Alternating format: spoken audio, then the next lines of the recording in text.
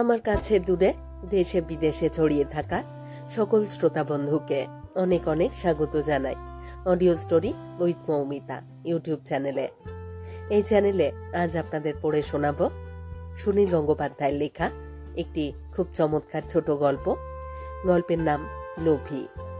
শুনতে থাকুন আজকের গল্প লোভী। ভিক্ষে করো কেন? জোয়ান মদ্য গায়ে খেটে খেতে পারো না? এই কথা বলে বাবা বিপদে পড়ে গেলেন। লোকটি সঙ্গে সঙ্গে বলল, বাবু একটা কাজ দিতে পারেন? কাজ দেন, ভিক্ষা করব না। বাবা জিজ্ঞেস করলেন, তুমি কি কাজ পারো? রান্না জানো? লোকটি বলল, আজ্ঞা না, রান্না করি নাই কখনো। বাবা আবার বললেন, তাহলে তুমি কি কাজ জানো? লোকে যে তোমাকে চাকরি দেবে, কি দেখে দেবে? লোকটি বলল, চাষের কাজ জানি, জমিতে হাল দিতে পারি, নিড়ুনির কাজ পারি, গাই বলদ চড়াতেও পারি। দেবেন বাবু, দেবেন কাজ, একবার দিয়ে দেখেন। কলকাতা শহরে এসে লোকটা চাষের কাজ চাইছে। চাষের জমি দূরে থাক, সারা পৃথিবীতে আমাদের এক টুকরো ভূমিও নেই। আমরা ভাড়া বাড়িতে থাকি। কলকাতায় কারি বা গোয়াল ঘর আছে। বাবা ধমক দিয়ে বললেন, চাষের কাজ জানো তো, গ্রাম ছেড়ে কলকাতায় ভিক্ষে করতে এসেছো কেন? তোমার জমি নেই? লোকটি দুদিকে মাথা নেড়ে বললে, আমার ছিল না, আমার বাপেরও ছিল না। আমরা না হয় রিফিউজিদের বংশ, তাই আমাদের মাটি নেই। কিন্তু পশ্চিমবাংলাতেও লক্ষ লক্ষ ভূমিহীন চাষি, এবং কেন তারা গ্রাম ছেড়ে একসময় শহরে ভিক্ষা করতে আসে তা জিজ্ঞেস করাই বাহুল্য মাত্র। এ শহর এমন কত পরগাছাকে আশ্রয় দেয়। লোকটি আমাদের দরজার সামনে বসে পড়ে বলল, বাবু আপনি বললেন, তাই আমি আর ভিক্ষে করব না। ভিক্ষা করা খারাপ? আপনি আমাকে যে কোনো একটা কাজ দেন। মুখের কথা ফিরিয়ে নেওয়া বাবার স্বভাব নয়। তিনি কয়েক মুহূর্ত তাকিয়ে রইলেন লোকটির দিকে, তারপর বললেন, আচ্ছা উঠে এসো, এখন কিছুদিন এখানেই থাকো, তারপর তোমাকে মাটি কাটার কাজ দেব। তা তোমার নাম কি? হারাধন। ভেতরের দিকে তাকিয়ে বাবা হাঁক দিয়ে বললেন, এই মিনু, তোর মাকে ডাকতো। এই হারাধন এখন থেকে বাড়ির কাজ করবে, আগে ওকে দুটি খেতে দে। বাবা জেদি পুরুষ, আমাদের পরিবারের হিটলার। বাবার মুখের কথার প্রতিবাদ করার তো ক্ষমতা কারণ নেই। মা অনেক সময় ঝগড়া ও কান্নাকাটি করেন বটে, কিন্তু শেষ পর্যন্ত বাবার জেদটাই বজায় থাকে। আমাদের ভাই বোনেদের মতামতের তো কোনো মূল্যই নেই। বাঙাল পরিবারের এটাই রীতি। আমি তখন বিএসসি পাশ করে প্রায় বেকার, বন্ধু বান্ধবদের কাছে প্রায় ভিক্ষে করি। বাবা তা জানতে পারেন না। বাবার কাণ্ড জ্ঞান সত্যিই কম। আমাদের মাত্র ছোট ছোট 3খানা ঘর। আমরা 4 ভাই বোন। ছোট কাকাও আমাদের সঙ্গে থাকে। এর মধ্যে একটা বয়স্ক বাইরের লোককে কোথায় জায়গা দেওয়া হবে? একটা বারান্দা পর্যন্ত নেই। হারাধনের বেশ চওড়া শরীর, লম্বা কম নয়, মুখে রুখু দাড়ি। বয়স হবে বছর 45। কানা খোড়া কিছু নয়। এরকম একটা পুরুষকে ভিক্ষে করতে দেখলে সত্যি রাগ হবার কথা। তা বলে কি ওকে আমাদের বাড়িতেই রাখতে হবে? বাবার বন্ধু গৌতম কাকা একজন মাটি কাটার কন্ট্রাক্টর। যেসব জায়গায় রাস্তা বা ব্রিজ বানানো হয় সেখানে তিনি 250-300 টাকায় মজুর খাটান। গৌতম কাকাকে বলে সেই কাজেই হারাধনকে ভিড়িয়ে দেবেন। বাবা এইরকমই ভেবে রেখেছিলেন। গৌতম কাকা আপাতত মালদায় একটা খাল কাটাচ্ছেন। মাস 3 আমাদের বাড়িতে আসেননি। মুড়ির সঙ্গে বাদাম আর পেঁয়াজ কুচি মিশিয়ে মাখা আর চা, এই ছিল আমাদের সকালের জলখাবার। হারাধনকেও সেই মুড়ি মাখা দেওয়া হলো 1 বাটি। বাথরুমে যাবার সরু প্যাসেজটায় উবু হয়ে বসে মুড়ি থেকে খোসা ছাড়ানো বাদাম কয়েকটা বেছে তুলে নিয়ে জিজ্ঞেস করল, এগুলা কি? আমি বললুম, তুমি বাদাম চেনো না? সে বিহ্বলভাবে আমার দিকে তাকিয়ে রইল কয়েক মুহূর্ত, আপন মনে বলল, বাদাম, বাদাম। তারপর কয়েকটা মুখে দিয়ে এমন আস্তে আস্তে চিবুতে লাগলো যেন বাদাম এক বিস্ময়কর বস্তু। লোকটা আগে কখনো বাদাম খায়নি নাকি? আমার ছোটদি ওকে জিজ্ঞেস করলো, তোমার আর কে আছে গো? বউ ছেলে মেয়ে নেই? তারা কোথায়? হারাধন বলল, আমার আর কেউ নাই। হঠাৎ ঝপাঝপ বাদাম মুড়ি সব শেষ করে ফেলে সে লোভীর মতন বলল, আর একটু দেবেন? বড় ভালো, বড় ভালো। রান্নাঘর থেকে বেরিয়ে এসে মা বললেন, প্রথম দিনেই এত? এখানে ওসব আবদার চলবে না বাপু, যা দেওয়া হবে তাই খাবে। হারাধন মায়ের পায়ের ওপর ঝাঁপিয়ে পড়ে বলল, মা জননী, এই চরণে স্থান দিয়েছেন, কোনোদিন নেমুখারামি করব না। আপনি বললে আমি নিজের গলাটাও কেটে ফেলতে পারি। মা আটকে উঠে সরে যাবার চেষ্টা করলেন।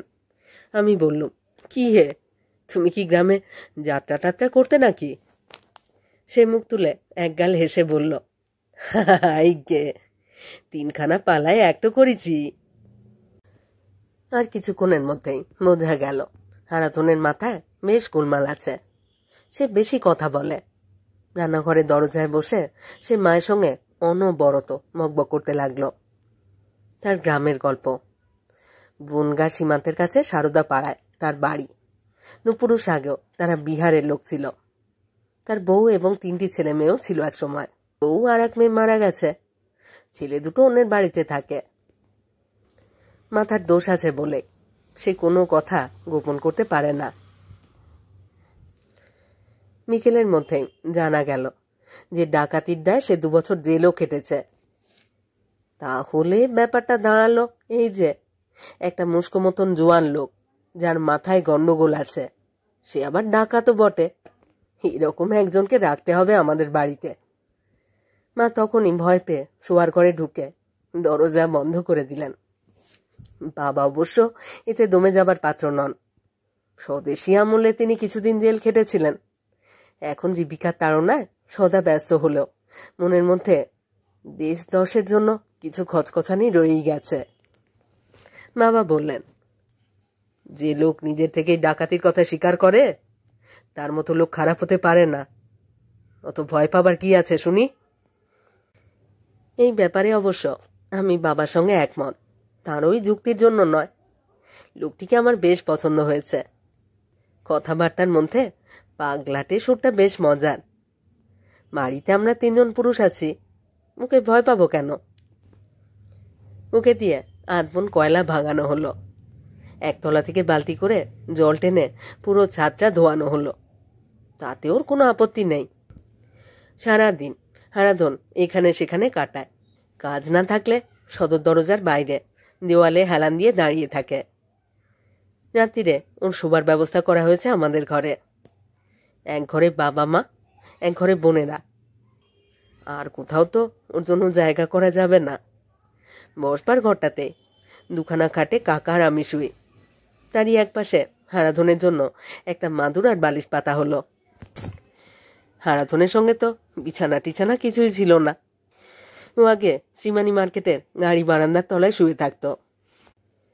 খাওয়া দাওয়ার পর ছোট কাকার সঙ্গে এটা আমার আড্ডার সময়।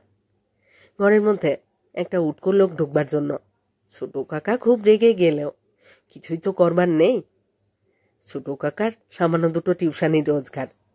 হিটলারের ইচ্ছের বিরুদ্ধে কিছু বলবার সাহস নেই ছোট কাকার। ছোট কাকা চুরুট খায়। একটা লম্বা চুরুট শেষ করা পর্যন্ত আমাদের গল্প চলে। হারাধন তার মাদুরের ওপর বসে চোখ বুজে বিড়বিড় করে কি যেন জপ করতে লাগলো। তার গলায় একটা রুদ্রাক্ষের মালা আগে দেখেছি। সেটা তার ভিক্ষে করবার ভেক মনে হয়েছিল, কিন্তু তার সত্যি ভক্তিভাব আছে, দেখা যাচ্ছে। চুরুট ধরিয়ে ছোট কাকা বলল, এই, তুই কিরকম ডাকাতি করেছিলি রে? মানুষ মেরেছিলি? চোখ বোঝা অবস্থাতেই জিভ কেটে সে বলল, আইগে না বাবু, সেরকম অধর্ম করি নাই। সিন্দুক ভেঙেছি আর ধানের গোলা লুটেছি। ছোট কাকা বলল, এগুলো বুঝি ধর্মের কাজ? একেবারে ধর্মপুত্র যুধিষ্ঠির। আচ্ছা শোন, এই বাড়ির বড়বাবু দয়া করে তোকে রেখেছেন। কোনো রকম চুরি ডাকাতির মতলব যদি করিস তাহলে কিন্তু মাথা ভেঙে গুঁড়ো করে দেব। হারাধন বলল, বড়বাবু তো আমারে মাটি কাটার কাজ দেবেন বলেছেন, সেই কাজ কিন্তু আমি ভালো পারবো। ছোট কাকা আমার জিজ্ঞেস করলেন, ডাকাতি করে কত টাকা পেয়েছিলি রে? একগাল হেসে হারাধন বলল, কিছুই পাই নাই বাবু, ধরা পড়ে গেলাম যে। হারাধন লম্বা করে গল্পটা বলবার চেষ্টা করছিল। তাকে মাঝে মাঝে থামিয়ে দিয়ে আমরা যে কাহিনীটা উদ্ধার করলুম তাতে বোঝা গেল ডাকাত হিসাবেও সে একটা অপদার্থ। খিদের ঠেলা সহ্য করতে না পেরে সে একটা ডাকাতের দলে ভিড়েছিল। প্রথমবারে মনগার এক ব্যবসায়ীর বাড়িতে হানা দিতে গিয়ে সে ধরা পড়ে যায়। পালাবার সময় একখানা রামদা ঘুরিয়ে গ্রামের লোকেদের ভয়ে দেখানো হয়েছিল তার কাজ। হঠাৎ তার হাত থেকে রামদাটা খসে ছিটকে পড়ে গেল দূরে।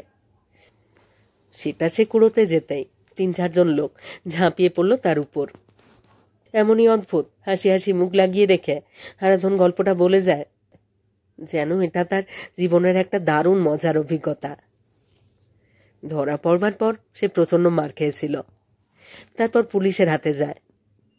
জেল থেকে গ্রামে ফেরবার পর তার পুরনো স্যাঙাতরাও তাকে ভুলের জন্য বেধড়ক মেরেছিল। একজনের শাবলের কোপে তার পায়ের 2 আঙুলও উড়ে যায়।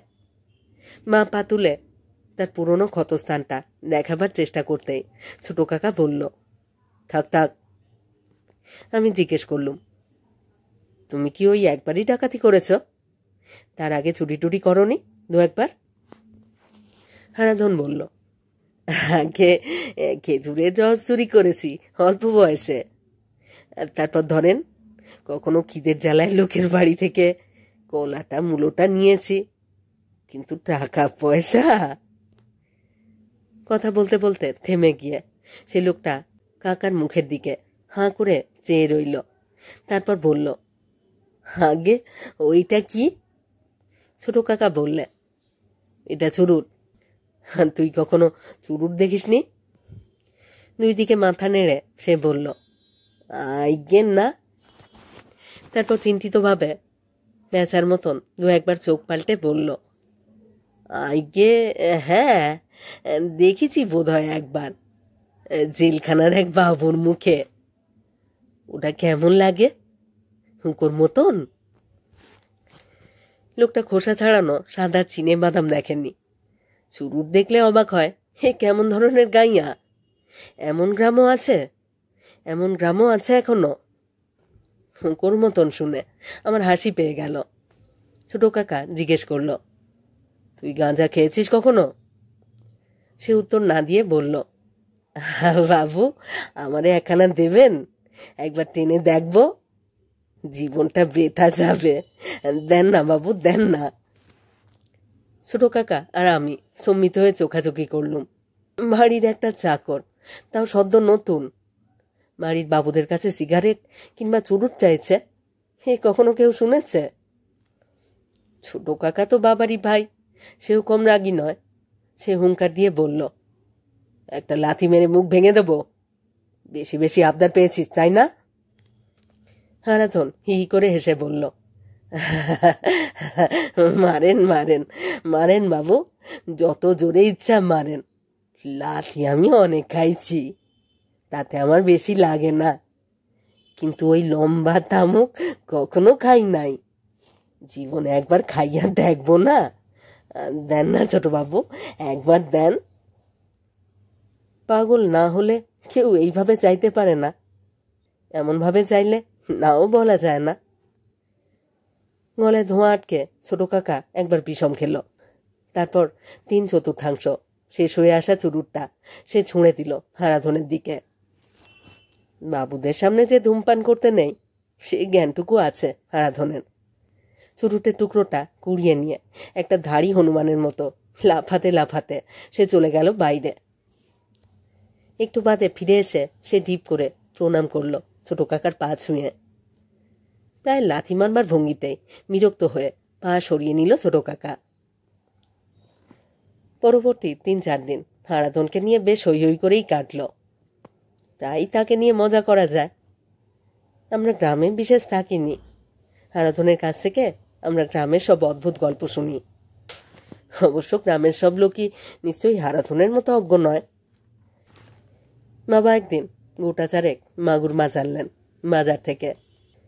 তার মধ্যে একটা দুরন্ত মাগুর হঠাৎ বাজারের থলে থেকে লাফিয়ে উঠল উঠোনে। কাঁটার ভয়ে কেউ সেটাকে ধরতে সাহস পাচ্ছে না। মা বললেন, ও হারাধন, মাছটা তুলে আনো। মাছ ধরবে কি হারাধন? ড্যাবড্যাবে চোখে হাঁ করে তাকিয়ে আছে সেটার দিকে। ফিস করে বলল, এত বড় মাগুর জন্মে দেখি নাই মা। কথাটা আমাদের খুব বাড়াবাড়ি মনে হলো। মাগুরটা পেল্লায় কিছু না। বাজারে এইরকম মাগুরই তো বিক্রি হয়, 1 বিঘতের চেয়ে একটু লম্বা। গ্রামের লোক একটা এরকম মাগুর দেখেনি। বাবা বললেন, কলকাতার বাজারে বেশিরভাগই চালানি মাগুর আসে। ওয়েস্ট বেঙ্গলের গ্রামে বেশি বড় মাগুর হয় না, ছোট থাকতেই ধরে খেয়ে ফেলে তারা। তবু আমাদের বিশ্বাস হলো না। যা কলকাতার বাজারে সারা বছর পাওয়া যায় তা একজন গ্রামের মানুষ সারা জীবনে একবারও দেখেনি। এ হতে পারে? হারাধন মহা বিস্ময়ের সঙ্গে সেই মাগুর মাছ কোটা দেখতে লাগলো, রান্নাঘরের দরজার সামনে বসে। একসময় সে বলে ফেলল, মা, আমারে 1 টুকরো দেবেন তো? মা ধমক দিয়ে বললেন, ও মা, যা রান্না হয় তার কোনটা তোমাকে দেওয়া হয় না? এখানে বসে বসে নজর দিতে হবে না, ওঠো তো। 2 দিন বাদে হারাধনের একটা চুরি ধরা পড়ে গেল। দুপুরের দিকে মা একটু ঘুমিয়ে নেন। আমারও দুপুরের ঘুম বেশ প্রিয়। যতদিন চাকরি পাচ্ছি না ততদিন দুপুরের ঘুমটা ছাড়ি কেন? ছোট কাকা টোটো করে ঘুরে বেড়ায়।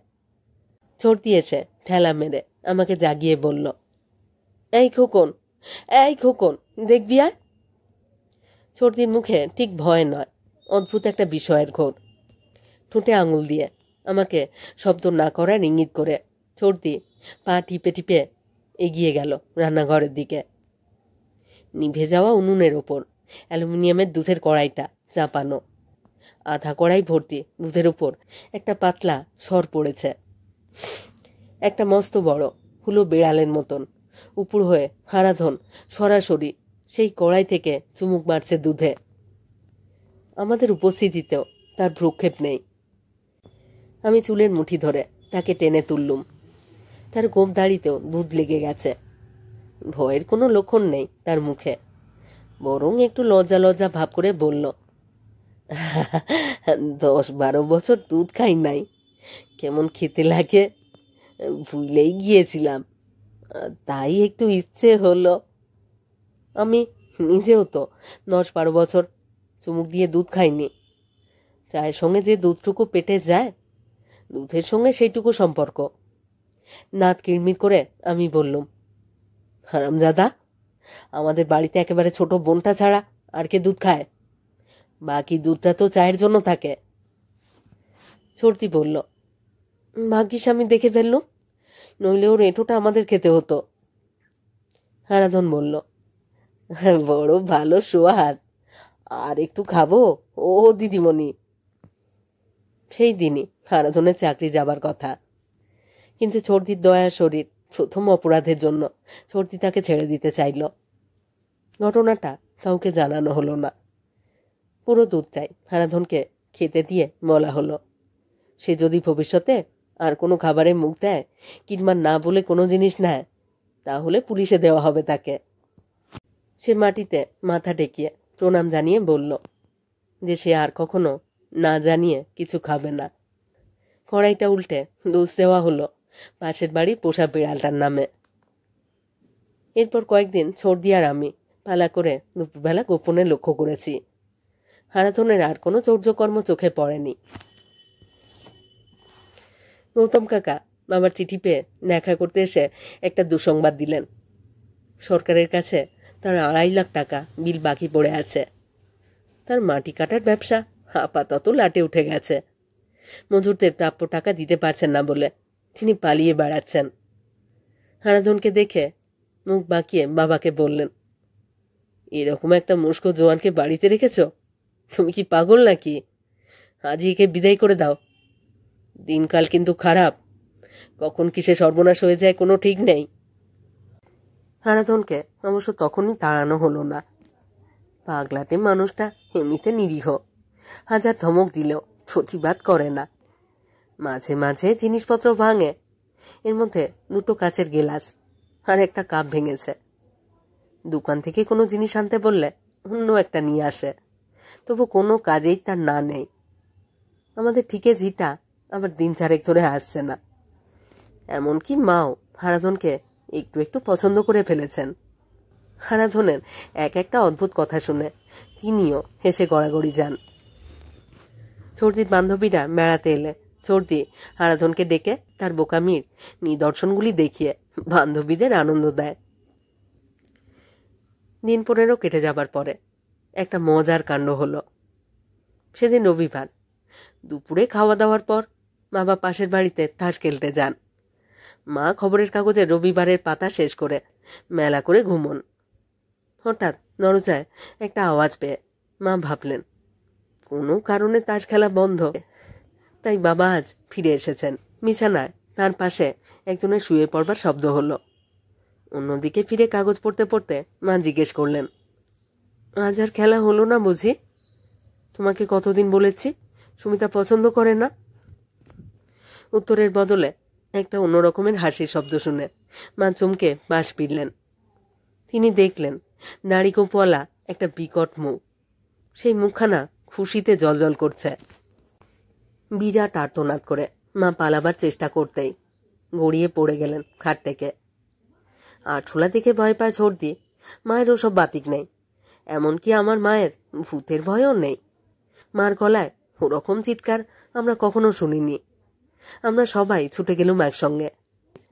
খাটের উপর ঠিক পাখার নিচে হাত পা ছড়িয়ে শুয়ে আছে হারাধন। খাটের গদিতে সে একটু একটু দোলবার চেষ্টা করছে। একটা ক্রিকেট ব্যাট তুলে ছোট কাকা যেভাবে মারতে উঠেছিল সেটা ঠিক মতন লাগলে বোধহয় তক্ষুনি খুন হয়ে যেত। ছর্দি ছোট কাকার হাতটা ধরে ফেলল। তারপর চলল লাথি আর ঘুষি।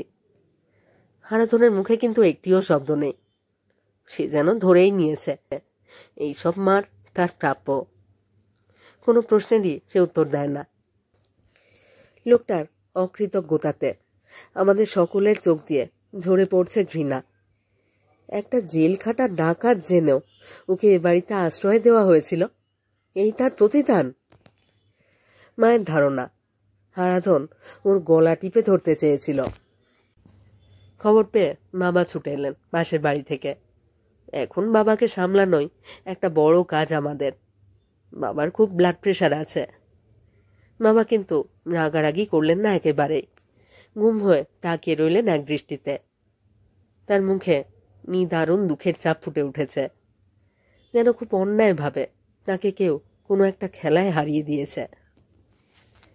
আমার মায়ের বিছানার পাশে হারাধন গিয়ে শুয়েছে।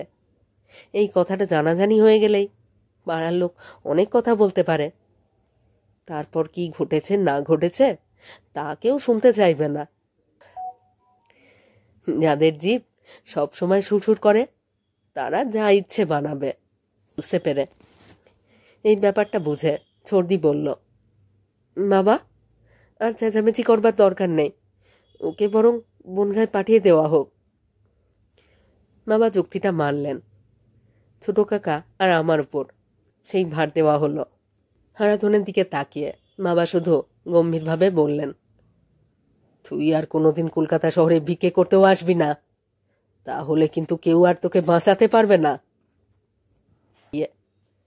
শিয়ালদায় পৌঁছে হারাধনের কাছে আমাকে পাহারায় দাঁড় করিয়ে ছোট কাকা গেল টিকিট কেটে আনতে। মার খেয়ে হারাধনের মুখ ফুলে গেছে। থুতনির কাছে তার কেটেও গেছে খানিকটা, কিন্তু তাকে মোটেই বিমর্ষ দেখাচ্ছে না, বরং বনগায় ফিরে যাওয়ার সুযোগ পেয়ে সে উৎফুল্ল। আমি জিজ্ঞেস করলুম, আরাধন, সত্যি করে বলো তো, তুমি এটা করতে গেলে কেন? মা কি তোমাকে কোনোদিন কম খাবার দিয়েছে? তোমাকে একটা জামাও কিনে দেওয়া হলো পরশুদিন। আরাধন বলল, জামা তো আমার একটা ছিলই, আমার জামা লাগতো না। আমি বললুম, তোমার জামাটা ছেঁড়া আর নোংরা, সেই জন্যই তো একটা নতুন জামা দেওয়া হলো। সর্দি সেদিন। আরাধন আবার বলল, জামা লাগতো না, কিন্তু আমি কোনো দিন গদির বিছানায় শুই নাই। মাথার উপরে পাখা ঘোরে গদির বিছানা, তাই ভাবলাম জীবনটা বৃথা যাবে, কোনোদিন শোবো না, তাই একটু বড় বাবুর মতন।